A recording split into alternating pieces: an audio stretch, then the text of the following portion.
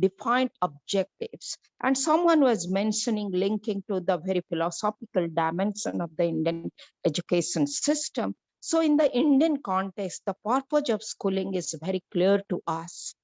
And the purpose of schooling is clearly pronounced in the new education policy 2020, as well in the very past new national policies, as well as in the national curriculum frameworks. What I want to bring here, we have a very national dimension to the curriculum development approaches and management. On the other hand, we have the international commitment as well. I think someone was presenting about the sustainable development goals, 21st century skills, and there is some kind of international demand that the national curriculum should respond to those international commitments and make the school education more result oriented and develop some kind of skills, values, and so on and so forth. So how do we manage this? If we look at the recent past or the current situation, the whole curriculum development is the, we can say, the commitment of the national organization. I used to be the part of the NCRT and I worked for 21 years and I was part of NCF 2005 as well. So development of curriculum, national curriculum framework, if you look at the NCF kind of document, very unique to the Indian situation. And we are also aspiring to develop a new one in the recent year as well. So when you develop a curriculum, huge expectation, like expectation from international platform, expectation from the national perspective, local needs, local demand. How do we infuse all these concepts in the curriculum development process, not only in the development? How do we manage change and take the initiative to bring those changes within the schooling processes? This is the major challenge, not only for India, for many countries across the many countries of the world. So the very development of curriculum to the schooling practices, the journey is very, very meaningful. Many countries, developed countries, they bring up the very concept of equilibrium to translate the developmental perspective to practices. But most of the developing countries of the world, so to say India, our expectations are there in the national curriculum framework. Somehow the pathways of change towards schooling practices, somehow we are not achieving the very 100% in that way. How do we do that? I just want to bring few perspective to this curriculum development and management. First of all, if you analyze, the purpose of schooling is linked to the concept knowledge, competency, skill development, and through different subjects domain. That means we expect that children would learn the subject knowledge. Along with that, they would develop some kind of competencies and skills. This is the, and ultimately supporting the children to actualize the potential in the right ways. That means all children can learn, all children can develop their potential. This kind of aspiration we have been placing for last 70 years, or we can link it to the ancient days and so on and so forth. So when we are developing, we link it to the stages of development, schooling stages and developmental stages. And we expect what should go as a curriculum to the early childhood care, primary stage, elementary stage, secondary stages, and we plan it accordingly. When we look at the very analysis of the curriculum development process, the current demands, for example, there is some kind of core subject area and some of the peripheral areas.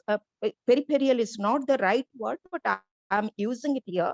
For example, we expect school to practice equity, inclusive education, environmental education, human rights and peace education.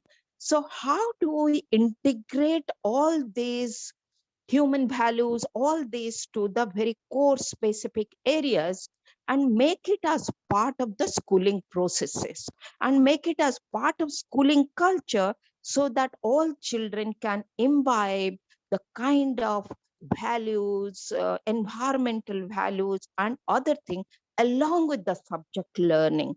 So this kind of understanding, expertise, we need to evolve in India and many developing countries across the world.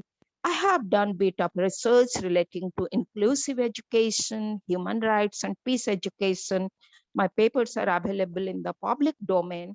How do we integrate all these concepts in the very school curriculum? Or in the other words, we can talk about the responsiveness of the school curriculum towards these emergent needs to evolve the human being, or we can say create a different culture or prepare our children as a better future citizen of our country.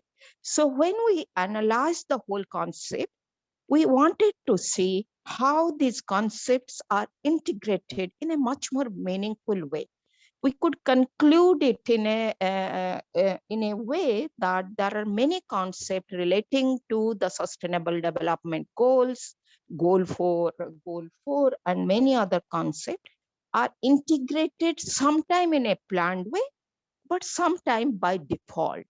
That means the concepts are there, but not in a very, very emphatic way in mathematics, science, social science, and other subject areas. So the whole approach is to bring a very holistic perspective to the curriculum development of management is lacking most of the developed country. We need extensive research to understand this perspective, because we have expectation.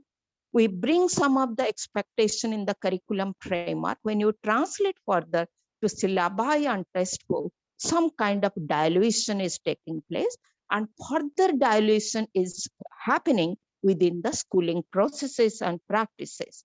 And how this curriculum development management need to be linked to the pedagogic practices. That means, how do we negotiate this concept through the pedagogic practices, through a very well-trained human resources that I'm mentioning about the teachers. So somehow from the last many, many years, the concepts are placed in a very, very explicit way, some concept, but when we bring it to the practices, it is diluted to a greater extent. That means at the end, the from development to practices, at the end, school children are not benefiting the whole purpose of curriculum design and development. So we need to focus on this aspect. And somehow all of you must be hearing about the learning deficit amongst the children, and they look at the learning deficit across subject areas. But when we look at this component, the other aspect like inclusive education, equity, sustainable development goals, 21st century skills, we need to really do a very intricate research. What are currently available within the curriculum? What we need to do? Because pronouncing our expectation, emphasizing the importance of this, it's not yielding, or it is not supporting the school or children to actualize that. I'm bringing the very pulse of our debate. That means all our discussion, all our efforts are not reaching to the beneficiaries. That is, beneficiaries are the children, beneficiaries are the school, wherever they are located. And at the end, what I want to mention, how do we manage change? How do we bring the whole conceptual transformation, institutionalization of this concept? It's a difficult task. Somehow rather, what I am looking at, there are multiple players in the school education sector. There are academias, national institutions, state level institutions, and all these multiple players, they need to converge at one point. And there is huge need for doing research. How do we bring the very integration within the school curriculum and translate that to the schooling practices? That journey need to be explicitly pronounced and should be communicated to the school and to the teacher. So how do we manage change in a planned, sustainable, systematic and sustainable manner is continuing as a major issue, not only for the India, many South Asian countries. When I was looking at the curriculum, mostly developing countries, they are emphasizing on the knowledge component. That's why the memorization, textbook centric, all are emphasized rather than the skill development.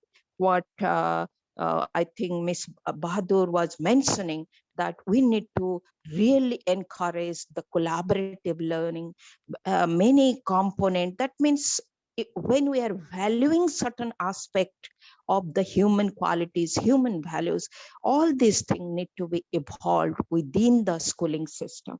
Lastly, I just want to share with you that in India, we have been doing a program called Sala Siddhi. That is, how do we improve the performance of the school and how do we really bring change management within the school so that all school can perform and all children can learn and all children can really develop their desired potential. But when we are looking at most of our aspiration, expectation through curriculum are not crossing the boundaries of the school, not crossing the boundary walls of the school. How do we do it? It's a major concern in front of us.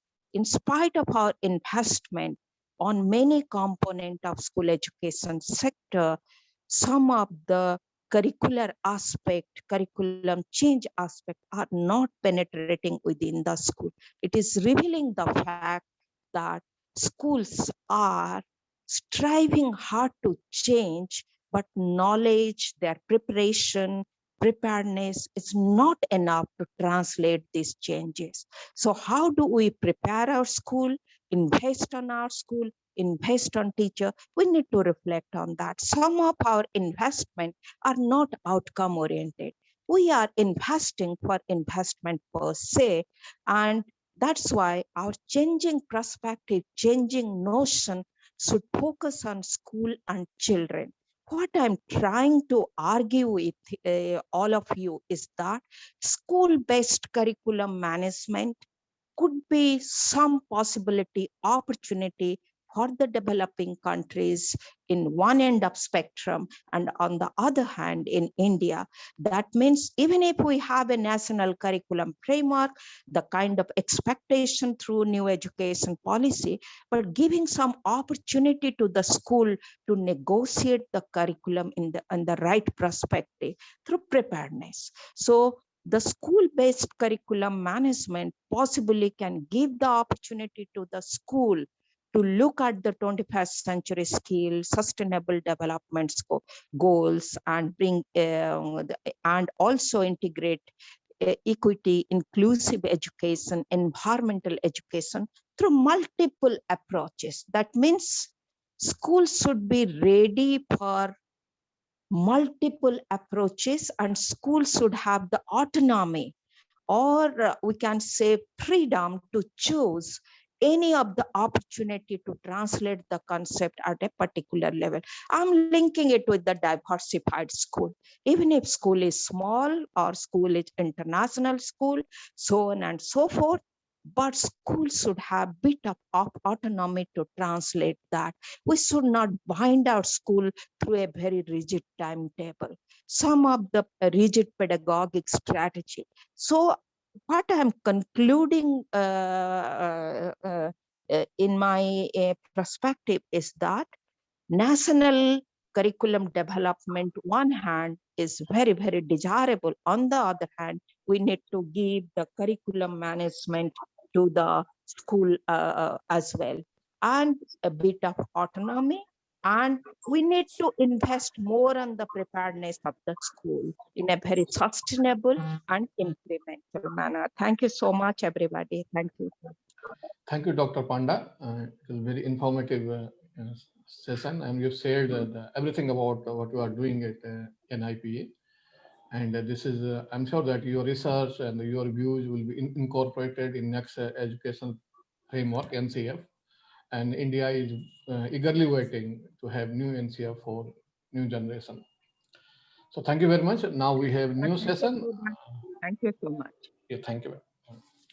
So now we have new session, and that is academic success, pedagogy, and teachers standards.